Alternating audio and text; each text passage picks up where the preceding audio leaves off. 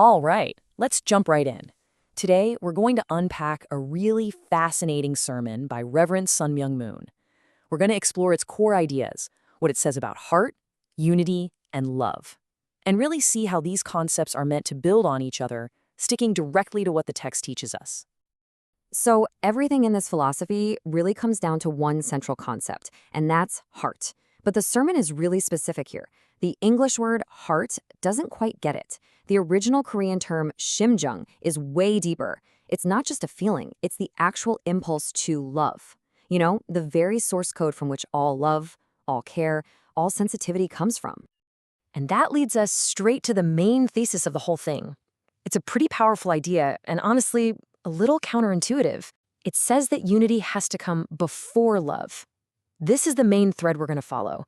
This idea that by creating unity first, you're actually building a space, a home, for love to show up and stay.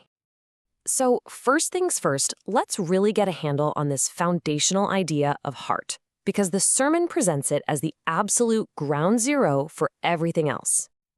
What's really interesting is how the sermon breaks down this concept of heart.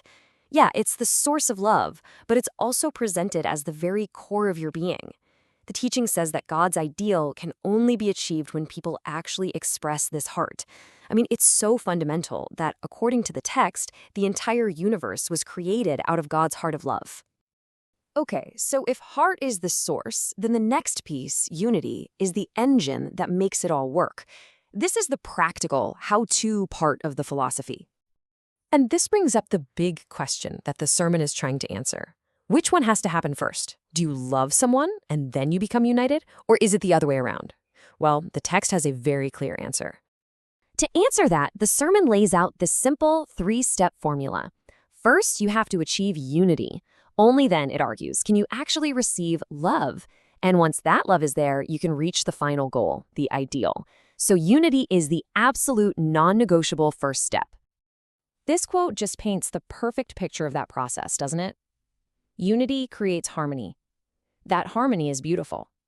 And it's only in that beautiful, harmonious space that love can actually come in and settle down. Without that harmony, there's just no place for love to land. So where do you even begin with all of this? Well, according to the sermon, you start with the first and maybe hardest circle, yourself. The challenge of uniting your own mind and your own body. The text describes a struggle I think we can all relate to, right? Your mind knows what you should do, but your body, your habits, your actions, they do something else entirely. The sermon has this great image of a mind that vacillates from morning to night, just zigzagging back and forth, never truly lined up with our actions. And that internal fight is the first wall we have to break down. And what happens if you can achieve that inner unity? Well, the text says the results are huge. It's the only way you can really truly love yourself. But more than that, it creates a space for God's love to enter, which is described as feeling like an electric current. And on the flip side, the sermon defines hell not as some fiery place, but as the state of constant disharmony inside your own mind. Okay, so once you start to establish that unity within yourself, the principle then expands outward. It moves into our relationships with other people, from couples to families, all the way up to entire nations. And here, the teaching draws a really crucial line in the sand between two ways of approaching relationships. On one side, you have selfish love. That's when each person just digs in their heels and demands the other person come to them. It never really works. But true love is totally different. That's when both people deny themselves a little and move towards a middle point to unite.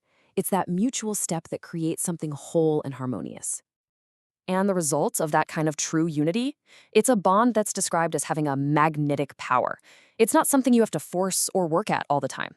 The text suggests that once that real oneness is there, this incredibly powerful natural force just holds the relationship together. The thought of separating doesn't even make sense. This is just a beautiful way to picture the goal, isn't it? An ideal family isn't just a bunch of people living in the same house. When they're unified by this principle of love, they become something more, a single piece of art. You know, like a symphony orchestra where every single instrument is essential to creating one amazing sound. So what's the end game here? What's the ultimate point of all this unity, from yourself to your family and beyond? Well, this final section gets into the grand purpose it's all supposed to achieve. The sermon breaks this down into two dimensions. First, you've got horizontal unity. That's the oneness we create between ourselves and another person. But once that horizontal link is strong, something else becomes possible, a vertical relationship, where God's love can connect directly with that unified pair. The ideal, the perfect harmony, happens when both of those dimensions are clicking into place. And this is the real punchline. The sermon argues that the kingdom of God isn't some place you go to after you die. It's a state of being you can live in right here, right now. The very act of being truly unified with yourself, with others, and vertically with God is what it means to live in that ideal world. I just love this final analogy. Achieving this kind of unity fundamentally changes how you see everything. It's like putting on a new pair of glasses. All of a sudden, you see the world with this incredible clarity and beauty and harmony. You're looking at things, as the sermon says, through God's eyes.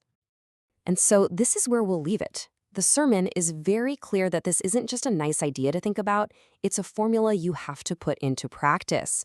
So it leaves us with this really provocative question.